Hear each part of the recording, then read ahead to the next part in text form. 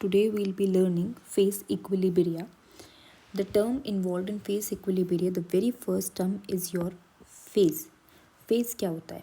देखो, कुछ definition के according अगर चलें तो phase is a region of material that is chemically uniform, physically distinct and often mechanically separable. मतलब इसको कैसे समझोगे आप? जैसे वाटर है, किस फेज़ में है? अगर मैं वाटर लिक्विड वाटर बोल रही हूँ तो तुम बोल दोगे कि ये लिक्विड फेज़ में है। अगर मैं इसी वाटर को आइस बोल दूँ तो तुम क्या बोलोगे, किस फेज़ में है? सॉलिड फेज़ में। और अगर मैं इसी वाटर के लिए स्टीम बोल दूँ तो तुम क्या बोलोगे कि मैम ये वेपर फेज़ में। तो फेज़ क्या हो गया? तुम उसे केमिकली यूनिफॉर्म है देख सकते हो और उसको मैकेनिकली सेपरेबल एक बार कभी कभी ये कंडीशन बोलती है। अब फेज़ यानी कि मैंने अगर इसके एग्जांपल से चले तो फेज़ 3 उसमें कैटेगराइज हो सकता है, सॉलिड, लिक्विड एंड गैस। अगर सबसे पहले आप देखो सॉलिड में कैसे देखोगे? जो भी फेजेस की बात करी जाएगी उसको हमेशा याद रखना। अगर मैं पूछूँ कोई सॉलिड दे दिया कि इसमें कितने फेज़ हैं तो you will say that number of phase in the case of solid is equal to number of solids. जितने सॉलिड तुमने लिए हैं उतने फेज हो जाएंगे। फॉर एग्जाम्पल अगर मैं बोल दे रही हूँ sulphur, but we know that sulphur exist in 2 forms, rhombic sulphur and monoclinic sulphur. तो यहाँ पर फेज़ कितने हो जाएंगे सल्फ़र के केस में? 2। ठीक है, they can exist together but these are separate phases, दोनों के दोनों सेपरेट फेज हुए। लेकिन अगर मैं इसी में बोलूँ कि कोई सॉलिड सोल्यूशन है, किसी सॉलिड का मैंने सॉल्यूशन बना दिया, 3-4 सॉलिड लिए उनका सॉल्यूशन बना दिया, तो सॉल्यूशन बन गया तो मतलब एक हो गया ना। तो इस केस पे फेज कितना निकल के आ गया? 1।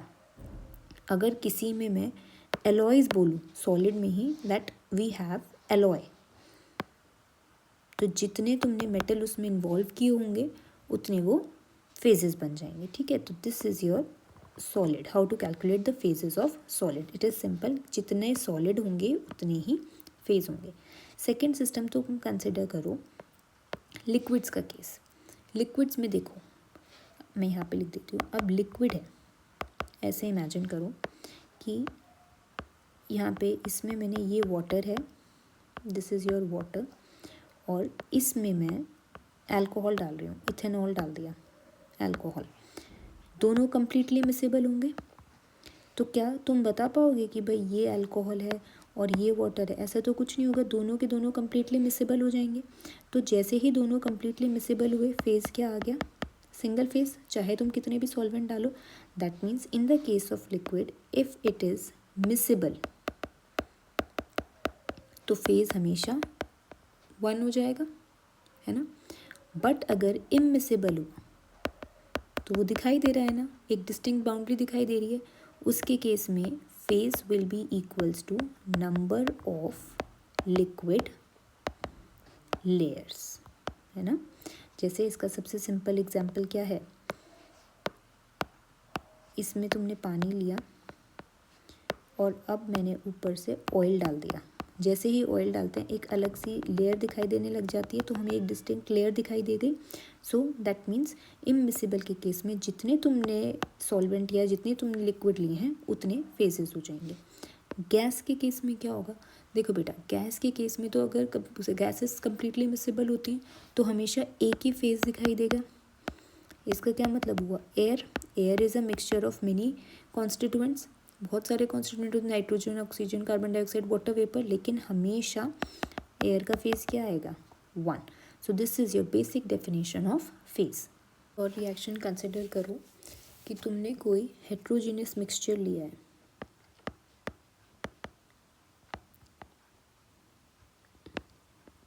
जैसे calcium carbonate solid is in equilibrium with calcium oxide plus CO2 gas. इसमें कितने फेजेस हैं? देखो 1, 2, 3, you can see here it has 3 phases, that is 3 phases, दो तो सॉलिड्स हैं प्लस वन गैशियस फेस है, राइट।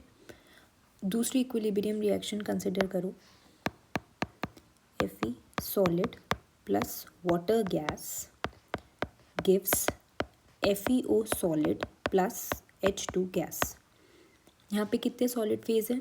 दो, Fe एंड FeO, और एक गैशियस फेज है which is consisting of H2O gas. क्योंकि सॉलिड्स को आप अलग अलग काउंट करोगे तो दो तो सॉलिड फेज हो गए और एक गैशियस फेज हो गया, तो total you have 3 phases over here. मैंने पहले ही बताया गैसेस तो एक ही काउंट होती है, तो you have total 3 phases over here. Similar in the case of ice, water, water vapour, कितने फेजेस हुए? ये सॉलिड है, ये लिक्विड है, ये गैस है, तो टोटल फेज 3 हुए, ठीक है। After this components. कॉम्पोनेंट क्या होता है? देखो, किसी भी सिस्टम के कॉम्पोनेंट को डिफाइन करने के लिए सबसे कम जो मिनिमम अमाउंट होगा ना, minimum number of independent variable constitutes bye means of which composition of each phase is composed, यानी कि मिनिमम वेरिएबल चाहिए जिससे तुम किसी भी सिस्टम की कॉम्पोजिशन बता सको, दैट इज़ योर कॉम्पोनेंट, ठीक है। Component can be 1, component can be 2, component can be 3। इस कॉम्पोनेंट को निकालने के लिए देखो, ये तो फॉर्मूला होता है, component is equal to n minus e. इससे पहुंचने से पहले एक बार कंसिडर करके देखो, मैंने बोला था, तो मेरी रिएक्शन दी थी CaCO3 सॉलिड इक्विलिब्रियम में है CaO solid plus CO2 gas. देखो, अगर तुम्हें सिस्टम में ये दे दिया होता दो चीज़ें, तो भी तुम CaCO3 के पास आ सकते थे, प्रोडक्ट बन सकता था। तो तुम्हें मिनिमम क्या चाहिए? तुम्हें मिनिमम 2 चाहिए, so that to know the entire reaction, isn't it. और अगर इसके केस में ऐसे समझ के चलो कि ये हमें 2 थे, ये कंबाइन होके हमारा CaCO3 बन गया। अगर मैं इसी को ऐसे दे देती, CaCO3 सॉलिड है, बना रहा है CO, तो रिएक्शन से ही पता चल जा रहा था कि CO2 गैस इवॉल्व होएगी, तो यानी कि यहाँ पे भी मिनिमम 2 चाहिए। लेकिन हर बार हम रिएक्शंस को प्रिडिक्ट तो नहीं कर सकते, हमें सारी रिएक्शंस नहीं आती हैं, तो उसके लिए एक फॉर्मूला आया that component is equal to n minus e. n क्या है? नंबर ऑफ केमिकल स्पीशीज, जैसे इसमें कितनी है n? 3। Number of chemical species is your n and e is your, this is e, E is your number of independent equations. E से समझोगे equations which are relating to the concentration. अब इसको कैसे करना है? देखो, इसी रिएक्शन को देखो, CaCO3 solid, CaO solid, CO2 gas. मैंने बोला कंपोनेंट बताओ। कंपोनेंट बताने के लिए फॉर्मूला आया n माइनस ई। n क्या है? Number of independent number of chemical species 1, 2, 3। ई कितने इंडिपेंडेंट वेरिएबल से कितनी इंडिपेंडेंट इक्वेशंस हैं। जैसे ही ये इंडिपेंडेंट इक्वेशंस बोला जाएगा, उसको आप रिलेट कर दोगे केमिकल इक्विलिब्रियम से। जितने केमिकल इक्विलिब्रियम होंगे उनको काउंट करना है। यहाँ पे 1 है तो ये आ गया 1, तो कॉम्पोनेंट कैसे निकलेगा? 3 minus 1 giving you 2 component system, right. अब अगर मैं एक और एग्जांपल तुम्हें पूछूं, इसका एग्जांपल है, फॉर एग्जांपल मैं देती हूँ ये sulphur rhombic, sulphur monoclinic, liquid and vapour, ठीक है। तुम्हें कंपोनेंट बताना है। Component is n minus e. n कितने हैं? 1, 2, 3, 4।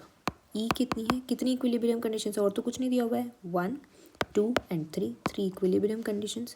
तो कंपोनेंट कितना निकल के आया? 1। Got it? So this is your, और इन्हीं कंपोनेंट से हम जज करते हैं कि कितना सिस्टम है, 1 कंपोनेंट सिस्टम है कि 2 कंपोनेंट सिस्टम है। आफ्टर दिस एक क्वेश्चन कराती हूँ मैं आपको, आप बताना। मैंने एक सिस्टम दिया है NaCl, KCl, NaCl, KCl and water. इसके केस में देखो NaCl1, KCl2 and water 3, so number of independent species 3 हो गई। कोई भी यहाँ पे कंडीशन नहीं है, कोई भी इक्विलिब्रियम नहीं है, आपस में कोई रिएक्शन रिलेट नहीं कर रही है, so therefore component will be 3 - 0 that will give 3। तो इसका जो कंपोनेंट आया वो तो 3 आया। अब इसी में अगर मैं आपको सिस्टम दूँ that KCl, NaBr and water, KCl NaBr water में तुम कैसे करोगे? देखो K plus Cl minus Na plus Br minus and this is water, सो 1 2 3 4 5। या तो वाटर के केस में सिर्फ वाटर लोगे या H प्लस OH माइनस। देखो N कितना हो गया यहाँ पे 5 है ना। अब इक्वेशन कंडीशन कैसे सोचोगे? N 5 हो चुका है। अब कंडीशन, एक कंडीशन कैसे जनरेट होगी इसमें? अगर आप KCl प्लस NaBr करते हो इक्विलिब्रियम में, this will give KBr plus NaCl, right. So एक इक्वेशन कंडीशन आ गई है यहाँ पे। सो नंबर ऑफ कंपोनेंट्स कितना आएगा? 5 - 1 दैट इज़ 4। तो जब इंडिपेंडेंट कोई आपस में रिलेशन नहीं था, इनको चेंज कर भी देते हैं Na प्लस Cl माइनस को, तो भी वही का वही बनता। So this is a 3 component system, whereas जहाँ पे आयंस आप एक्सचेंज कर सकते हो, this is a 4 component system. Now consider one more example.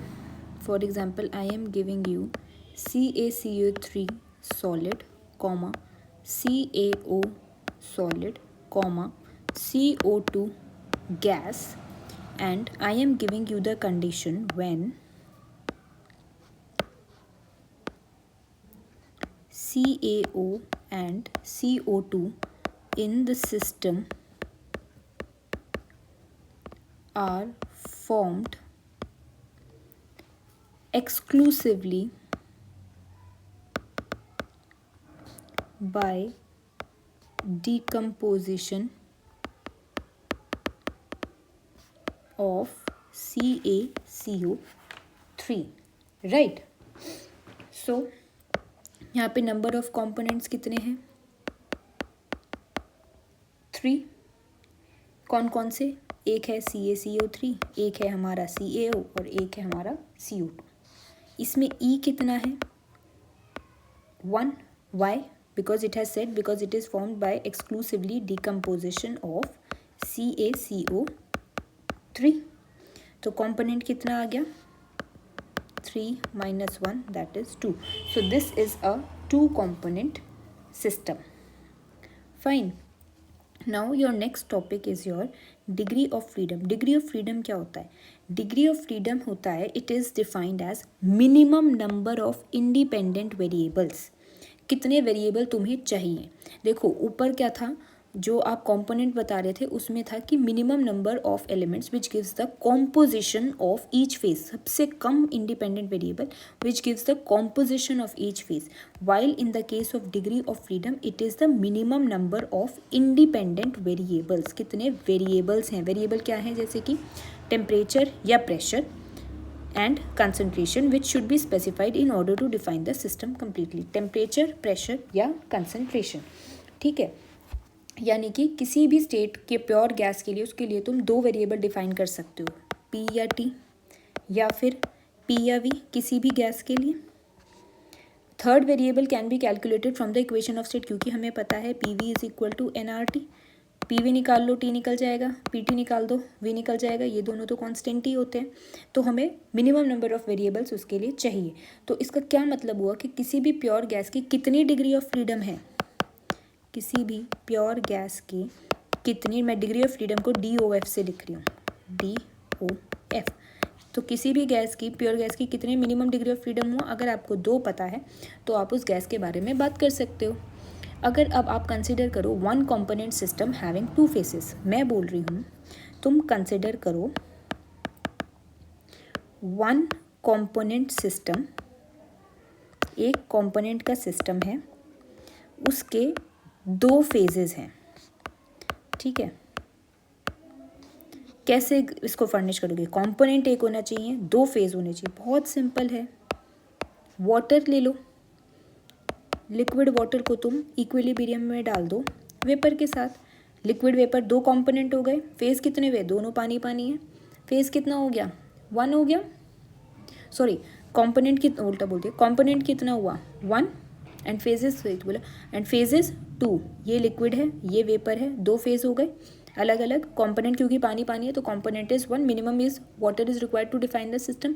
तो this system will have only 1 degree of freedom, कितना डिग्री ऑफ फ्रीडम आएगा, 1 degree of freedom, because at a given temperature the equilibrium vapor pressure of water can have only one fixed value, एक temperature पे आपकी एक ही fix value हो सकती है, तो अगर टेम्परेचर को स्पेसिफाई कर दोगे तो प्रेशर ऑटोमेटिकली उसके ऑपोजिट हो जाता है, ठीक है ना।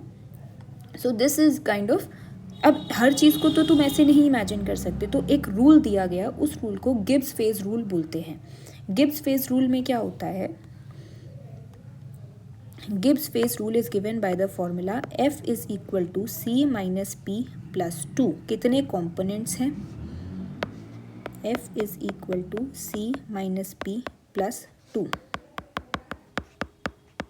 components minus phase plus 2, this is your Gibbs phase rule for one component system। इसको अब ऐसे समझो, देखो डिग्री ऑफ फ्रीडम निकालने की कोशिश करी हमने, अगर कहीं पे डिग्री ऑफ फ्रीडम 0 आ जाता है उसको बोलते हैं इनवेरिएंट, ठीक है। कहीं पे डिग्री ऑफ फ्रीडम 1 आ जाता है उसको क्या बोलेंगे, यूनिवेरिएंट या फिर मोनो वेरिएंट। 2 आ जाएगा तो बाईवेरिएंट, 3 आ जाएगा तो ट्राईवेरिएंट एंड सो ऑन, ठीक है। तो अब ये जो डिग्री ऑफ फ्रीडम तुम्हारा आया गिब्स फेज रूल से, F is equal to C minus P plus 2, इसकी इम्पोर्टेंस क्या है या इनकी एप्लीकेशन क्या है। अगर मैं आपको क्वेश्चन दूँ कि you have to determine the degree of freedom in each of the following systems, मैंने पहला क्वेश्चन तुम्हें दे दिया, एक है liquid water and water vapour in equilibrium, ठीक है। H2O liquid is in equilibrium with H2O vapor, right। Degree of freedom का फॉर्मूला क्या होता है, F is equal to C minus P plus 2, component क्या है इसमें, कॉम्पोनेंट का फॉर्मूला क्या था, N माइनस C, N कितने हैं 2, इक्विलिब्रियम की 1 कंडीशन दी हुई है तो कॉम्पोनेंट तो आ गया 2, फेजेस कितने हैं, एक लिक्विड है एक वेपर है, फेज हो गए 2, सो डिग्री ऑफ फ्रीडम कितना आया 2 minus 2 plus 2, right, sorry 2 minus 1 is 1, here also 1, so your degree of freedom comes out to be 1, this system is monovariant। तो तुम्हें कोई एक वेरिएबल बताना पड़ेगा, या तो तुम टेम्परेचर बता दो या तुम प्रेशर बता दो to define this system, to specify this system. एक और एग्जांपल लेकर चलो, liquid water and water vapor is in equilibrium at pressure 1 atmosphere। मैंने ये आपको गिवन दिया है, this is your given condition. अब तुम्हें इसमें गिब्स फेज रूल लगाना है। देखो ये होता है normal Gibbs phase rule whenever there is no condition given, लेकिन एक होता है reduced phase rule, and reduced phase rule जब भी कभी कंडीशन दे देंगे तो that then you will apply reduced phase rule which is F is C minus P plus 1, this is your reduced phase rule.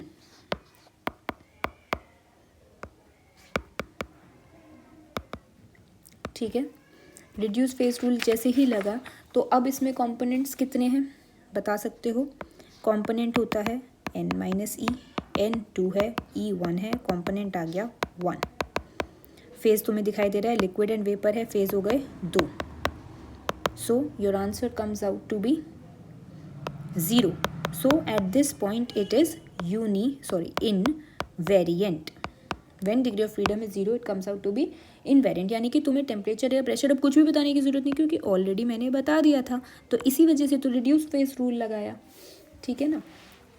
अब एक क्वेश्चन आप मुझे बताओ, that is it possible to have a quadruple point on phase diagram of one component system.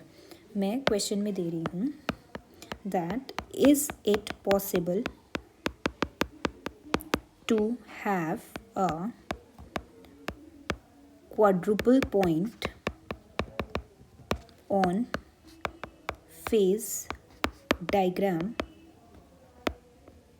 for one component system। One component system के लिए देखो phase rule क्या है, F is equal to C minus P plus 2।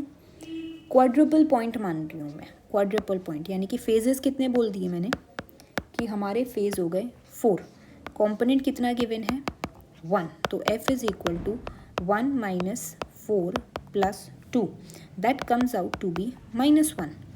Degree of freedom मैंने आपको बताया 1 0 1 2 3 so on, but it can never be negative. So degree of freedom can never be negative, so it is not possible to have a quadruple system for one component system. Is it clear to you? I am leaving one question for you in this case. Comment in the comment section that what is the answer. Aqueous solution of glucose, you have to find number of components and degrees of freedom। इसको करो and comment in the comment section आपका answer क्या आया। अब इसके बाद मैं आपको बताती हूँ फेज डायग्राम्स क्या होते हैं। ये तो गिब्स फेज रूल हो गया, यहाँ पे मैंने लिखा हुआ था phase diagram. What is phase diagram? Phase diagram is the sum of description of the behavior of the phases in equilibrium. Number of phases that are present in equilibrium depends upon conditions. कितने phases हैं, temperature, pressure, temperature, इन सब पे depend करता है। Phase diagram होता क्या है? देखो फेज डायग्राम सबसे पहले हम पढ़ेंगे वन कॉम्पोनेंट सिस्टम का, और वो कैसे होता है। वन कॉम्पोनेंट सिस्टम के फेज डायग्राम के लिए देखो जो फेज डायग्राम है वो प्रेशर वर्सेस टेम्परेचर का है। वन कंपोनेंट सिस्टम की मैं बात कर रही हूँ। वन कंपोनेंट सिस्टम में मैं सबसे पहले वाटर सिस्टम की बात कर रही हूँ, ठीक है। वाटर सिस्टम में जो बेसिक चीज़ें हैं, you know that water system exist in possibly 3 phases, solid, liquid and vapour, and they can be expressed in the 3 different form of equilibria, जैसे liquid vapour, solid vapour, solid liquid. ये 3 equilibria में वो exist कर सकता है। हर equilibria में कितने phases हैं? यहाँ पे कितना फेज है 2, यहाँ पे कितना फेज है 2, यहाँ पे कितना फेज है 2। कंपोनेंट तो सबका 1 ही है।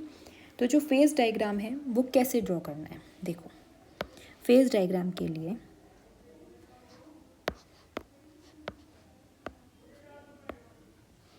एंड दिस, ये इस तरीके से होता है। ये ऐसे रिप्रेजेंटेड है आपका फेज डायग्राम।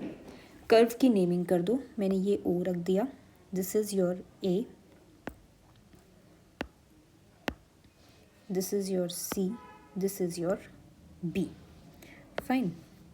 इस तरीके से मैंने इसकी एक बाउंड्री टाइप कर दी है। यहाँ पे मैं बोल दे रही हूँ this is your TC that is called as critical temperature, and this is your PC that is called as critical pressure. TC क्या है? Critical temperature. PC क्या है? क्रिटिकल प्रेशर, ठीक है। अब इसमें तुम्हें समझना है, जो ये वाला रीजन है, this is solid, this is liquid, and this entire region is your gas. ये जो पॉइंट O है ये ट्रिपल पॉइंट है। मैं सिखाऊंगी ये ट्रिपल पॉइंट कैसे है, कैसे हुआ, ठीक है। अब तुम कर्व्स देखो, मैं पहले यहाँ लिखती हूँ OA curve. What does O A curve represent? O A curve क्या है? देखो मैंने क्या बोला, ये लिक्विड है, ये गैस है ना, ऊपर लिक्विड है, यहाँ गैस है। मैं ओ ए कर्व की बात कर रही हूँ। I am talking about this curve, it should be with black pen. I am talking about this curve, O A curve. तो ओ ए कर्व के लिए तुम क्या बोलोगे? That liquid is in equilibrium with gas. सबसे पहले बोलोगे liquid और गैस का कर्व है, तो इस कर्व का नाम क्या हो जाएगा? Vaporisation curve. सबसे पहले ये हो गया। उसके बाद ओ ए कर्व के बाद मैं पूछूं, सेकंड कर्व है तुम्हारा ओ सी कर्व। ओ सी कर्व पे क्या एग्जिस्ट कर रहा है? ओ सी कर्व, ये है ओ, ये है सी कर्व। ओ सी कर्व पे क्या है? दिस ओ सी कर्व, इधर सॉलिड है, इधर लिक्विड है, तो ओ सी कर्व पे क्या हो जाएगा? Solid is in equilibrium with liquid. Solid liquid को क्या बोलेंगे? कौन सा कर्व है ये? फ्रीजिंग और मेल्टिंग कर्व। इसका क्या नाम हो जाएगा? फ्रीजिंग और मेल्टिंग कर्व। थर्ड कर्व की बात करो, third curve O B curve. O B curve में यहाँ सॉलिड है, ये ओ बी कर्व है, this is your O B curve. इधर सॉलिड है, इधर गैस है, so this will represent solid with gas. इसको क्या बोलेंगे? Sublimation curve, right. अब इससे इधर थोड़ा सा इधर चलते हैं, एक मेटास्टेबल स्टेट बनती है ओ ए डैश, ये मेटास्टेबल स्टेट होती है ओ ए डैश। अब आप यहाँ पे देखो, हमें पता है पानी कितने पे बॉईल होता है? बॉइलिंग पॉइंट बता दो वाटर का कितना होता है? 100 डिग्री सेल्सियस। कितने एटमॉस्फेयर पे? 1 एटमॉस्फेयर पे। 100 डिग्री सेल्सियस एट 1 एटमॉस्फेयर, ये तुम्हारा क्या हो गया? Boiling point. इसको क्या बोलेंगे? Boiling point. अगर मैं इसको एक बार और अच्छे से तुम्हें बड़ा सा बना के दिखाऊं,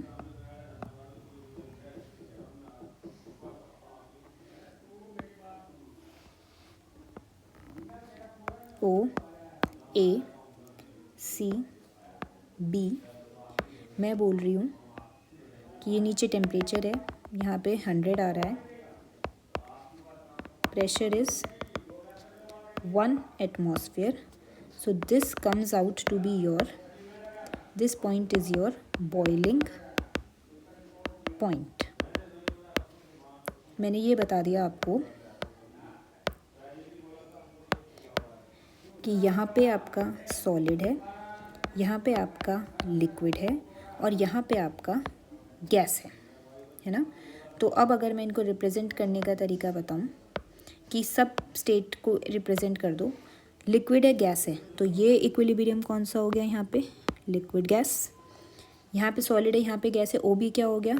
सॉलिड एंड गैस, और ये क्या हो गया? Solid and liquid. रिप्रेजेंट करना आ गया कौन सा है। फिर तुम्हें ये भी पता है, कर्व्स के नाम पता चल जाएंगे यहाँ से बिल्कुल देखते। लिक्विड गैस है तो कौन सा कर्व है? Vaporisation curve. सॉलिड गैस है तो कौन सा कर्व है? Sublimation curve. सॉलिड लिक्विड है तो कौन सा कर्व है? फ्रीजिंग या फिर मेल्टिंग कर्व, राइट। तो इसमें तो अब कोई प्रॉब्लम नहीं होनी चाहिए। ये मैंने बॉइलिंग पॉइंट बता दिया 1 एटमॉस्फेयर पे और 100 डिग्री सेल्सियस पे। नाउ यू टेल मी, यहाँ पे टेम्परेचर है, यहाँ पे प्रेशर है, 100 के बाद एक बिल्कुल एक्सट्रीम स्टेट जो आ जाएगी, उस एक्सट्रीम स्टेट को टेम्परेचर की बात करेंगे अगर, this will be your TC. Maximum pressure वाली स्टेज को आप बोल दोगे that this is our PC. इतना क्लियर है। ट्रिपल पॉइंट जो आपको बिल्कुल बाय हार्ट याद रखना है, ट्रिपल पॉइंट ये समझाऊंगी कैसे आता है। ट्रिपल पॉइंट जो ओ है उसमें टेम्परेचर 0.0075 डिग्री सेल्सियस है और प्रेशर 4.58 एटमॉस्फेयर है। ये बाय हार्ट याद रखना है कि ट्रिपल पॉइंट पे कितना टेम्परेचर है और कितना प्रेशर आ रहा है। अब अगर मैं आपसे पूछूं कि इसमें 3 चीज़ें हैं, 3 पार्ट्स आर डिवाइडेड। ये जो कर्व्स के नीचे है, एक तो आपका एरिया है। अगर डिग्री ऑफ फ्रीडम कैलकुलेट करने की बात आ जाएगी कि एरिया का डिग्री ऑफ फ्रीडम क्या आएगा, कर्व का डिग्री ऑफ फ्रीडम क्या आएगा और ट्रिपल पॉइंट का डिग्री ऑफ फ्रीडम क्या आएगा। देखो, डिग्री ऑफ फ्रीडम निकालने का फॉर्मूला क्या होता है, F is equal to C minus P plus 2। Component कितना है, 1। फेजेस पता करने हैं, ये 2 है ना। ये अभी तक इतना हमें पता है कौन कॉम्पोनेंट सिस्टम है। अभी फेजेस की बात आ गई, एरिया में बात करो। एरिया का डिग्री ऑफ फ्रीडम निकालना है। सपोज OB के नीचे वाला जो एरिया है, मुझे उसका डिग्री ऑफ फ्रीडम निकालना है। कितना फेज एग्जिस्ट कर रहा है, 1।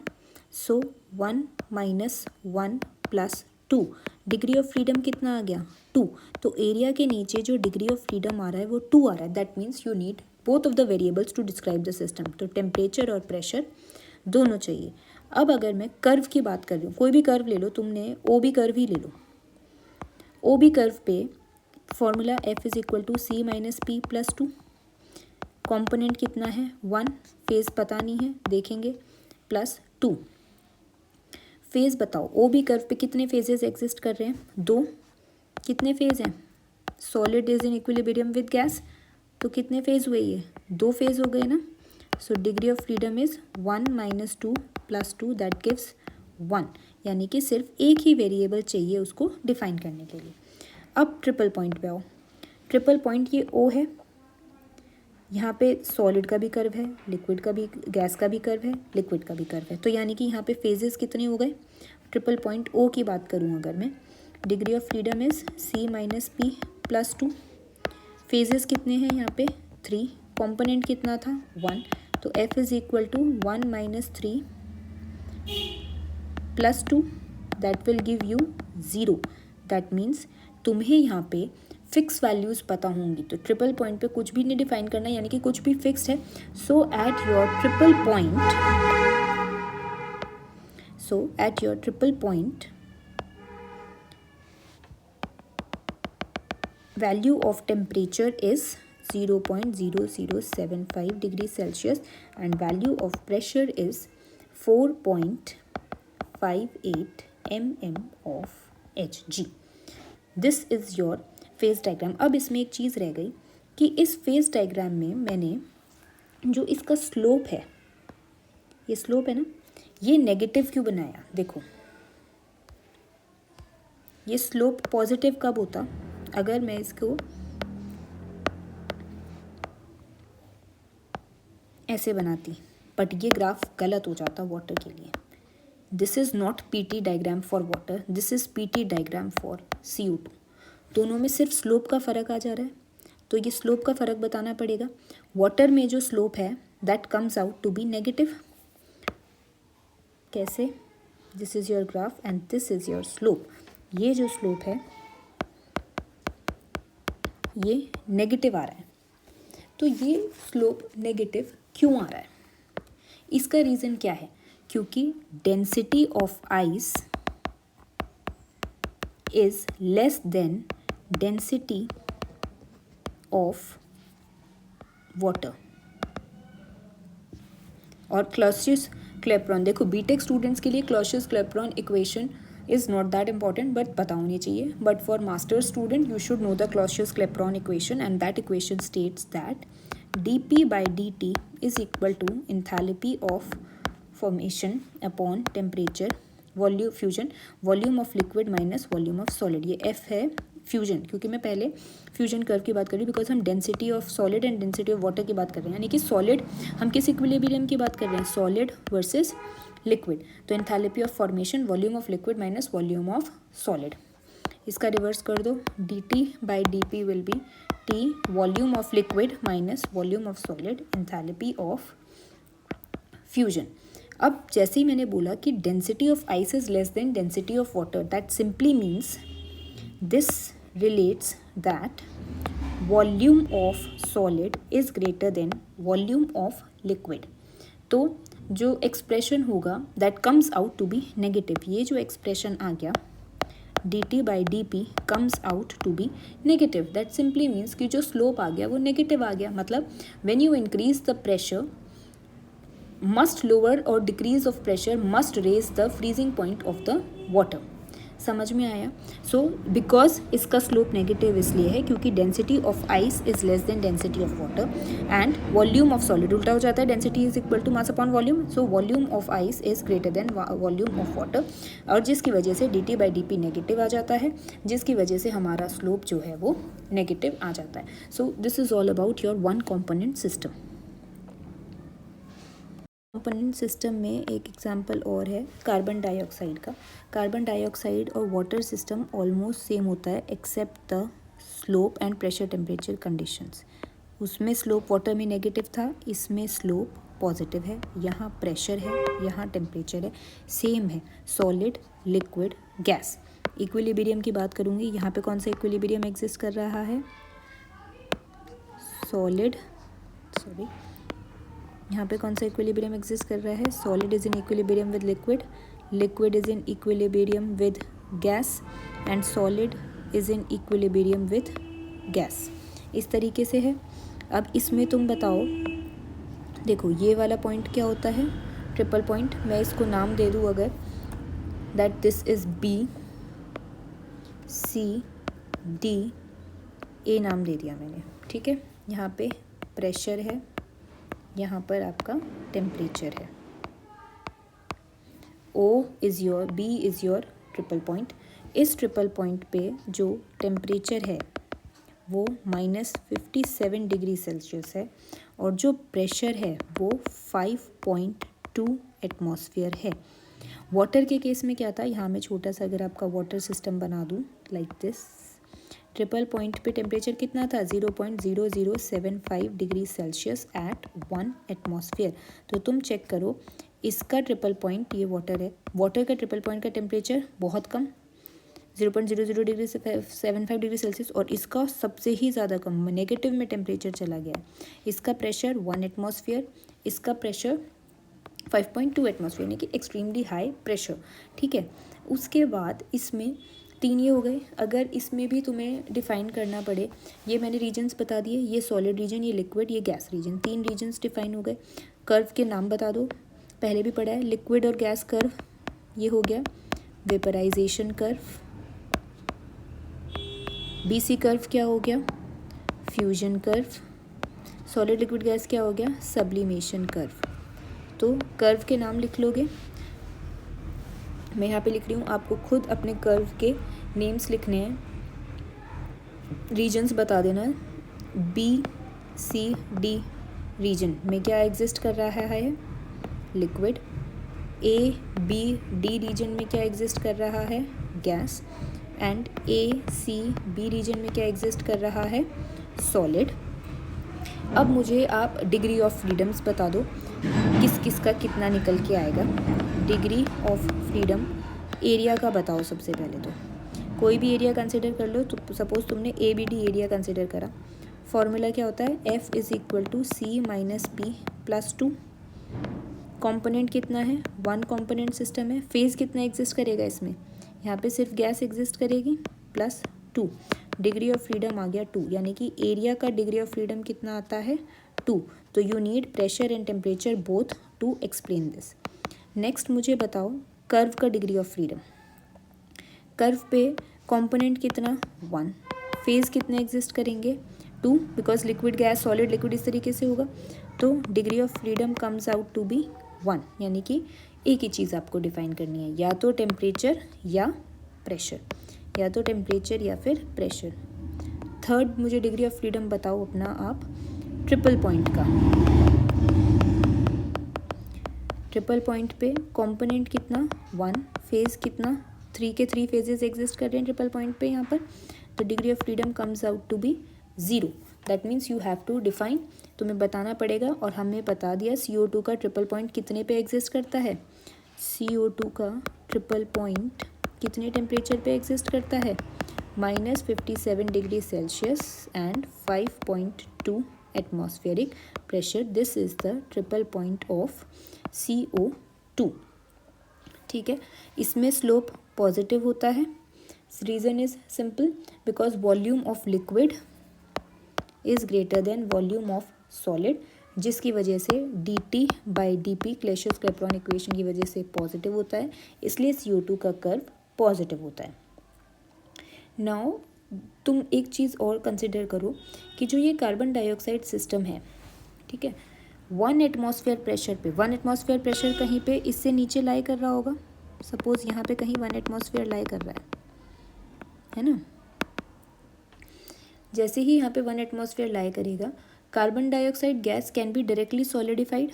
ये 1 एटमॉस्फेयर, ये कोई प्रेशर है, इस पे तुम्हारी जो गैस है उसको तुम डायरेक्टली सॉलिडिफाई कर सकते हो बिना लिक्विड फेस में जाए, यानी कि यहीं के यहीं पे तुम उसको सॉलिडिफाई कर सकते हो। कितने टेम्परेचर पे कूल करने पे? -78 डिग्री सेल्सियस पर। इसी वजह से सॉलिड कार्बन डाइऑक्साइड को ड्राई आइस भी बोलते हैं। तो क्वेश्चन में आ जाता है कि why solid CO2 is called dry ice. तो उसका आंसर फेज डायग्राम से है, और फेज डायग्राम से क्या है उसका answer? That at 1 atmospheric pressure CO2 gas can be directly solidified without appearance of liquid phase